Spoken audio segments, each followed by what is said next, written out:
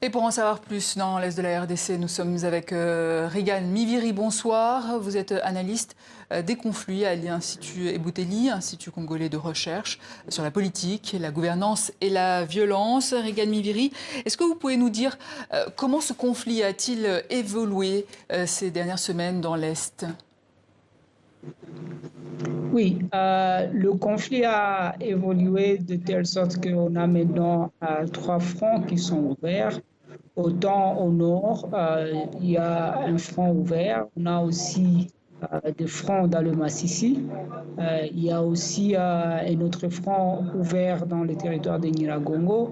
Et donc, bien sûr, ça a encore eu beaucoup plus d'impact avec l'escalade qu'on a observée juste après le 15 décembre. Ça veut dire juste après l'échec du processus de Luanda, où les combats auraient pris de tous côtés. Bien sûr, avant ça, déjà, il y avait des attaques menées par la M23, mais après le 15, officiellement, on a eu comme l'impression que même les FARDC ont brisé le cessez-le-feu parce que, bon, voilà, le processus semblait être déjà un échec. Donc, on a remarqué maintenant des combats sur tous les fronts et notamment c'est ce qui a amené à la prise de Massissi Centre par le M23, mais aussi par la contre-offensive dont on parlait tantôt, qui a permis au FARDC de récupérer Ngungu et certains autres villages du littoral du lac Kivu.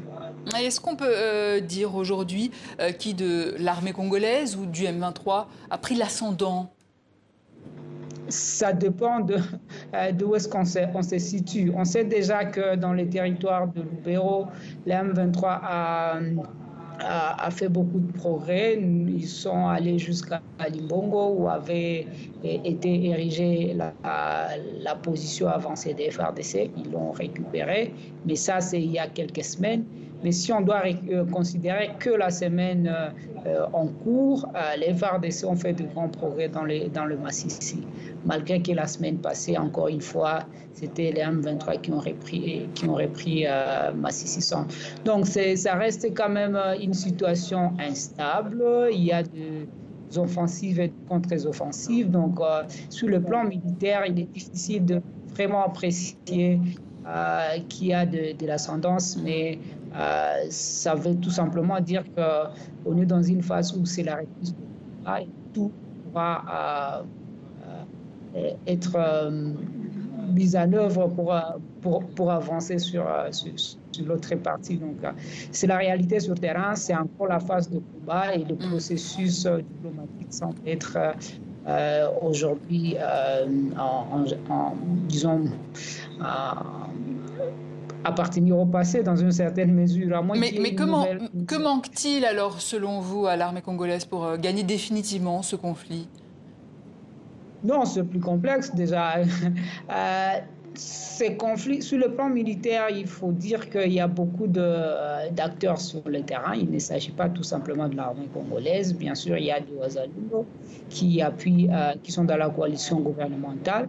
Mais de l'autre côté aussi, il y a l'armée rwandaise qui est sur le terrain et qui appuie les M23. On parle de plus de 4000 militaires rwandais avec des preuves à l'appui. Donc ça, ce n'est plus un débat. Le Rwanda est impliqué en tant que tel comme un acteur direct dans le conflit. Et ça change carrément le contexte et la réalité de ce combat. Parce qu'il y a aussi des armes sophistiquées, il y a aussi de la technologie qui a été mise en exergue sur ce combat. Le dernier rapport des experts des Nations Unies, ils ont montré même par de clichés, des drones et tous les outils technologiques qui sont utilisés. Donc, bien sûr, l'armée congolaise fait sa part avec tous les défis qu'ont déjà cette armée, une armée qui combat depuis plus de 3 décennies. Mais en même temps, on ne peut pas ne pas parler de toutes les ingérences étrangères qui restent manifeste aujourd'hui. Et justement, quand Kigali affirme que les FDLR, ce groupe formé par d'anciens génocidaires, constitue une réelle menace pour le Rwanda, êtes-vous d'accord avec cette analyse ? Ça dépend. Moi, je dirais que d'abord, les FDLR sont et ont été pendant très longtemps une menace contre la RDC. Ils ont déjà été impliqués dans beaucoup d'incidents contre les civils congolais. Mais si on doit compter les incidents dans lesquels ils ont été impliqués du côté rwandais, ils sont très minimes. Donc, objectivement, ça serait très difficile de dire que les FDLR sont une réelle menace